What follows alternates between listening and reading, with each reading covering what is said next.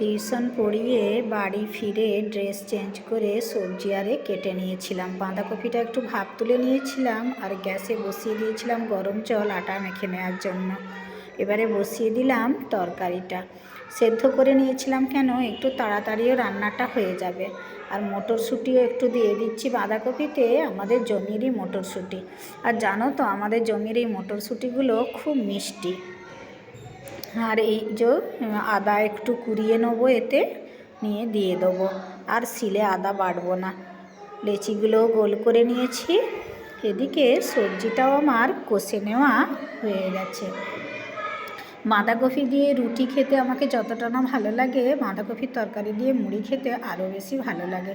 হয়ে গেল তরকারিটা, বসিয়ে দিলাম মাটির তাওয়া। রুটিগুলো একে একে করে নিলাম। আর দেখো গরম গরম রুটি তরকারি আর মিষ্টি নিয়ে বসে গেছি। আমার হাজব্যান্ডকেও দিয়ে দিলাম। ও বলল এতটা তরকারি ও খাবে না, তাই আমি একটু তরকারি তুলে নিলাম। খেয়ে নিচ্ছি রুটি। তোমরাও খেয়ে নাও বন্ধুরা রাতের খাবার। আমার ভিডিওগুলি তোমাদের কেমন লাগে? যদি ভালো লাগে অবশ্যই লাইক শেয়ার কমেন্ট করো এবং সাবস্ক্রাইব করে আমার পাশে থেকো বন্ধুরা।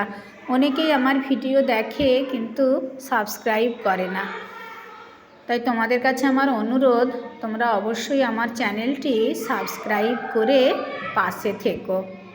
শুভরাত্রি বন্ধুরা।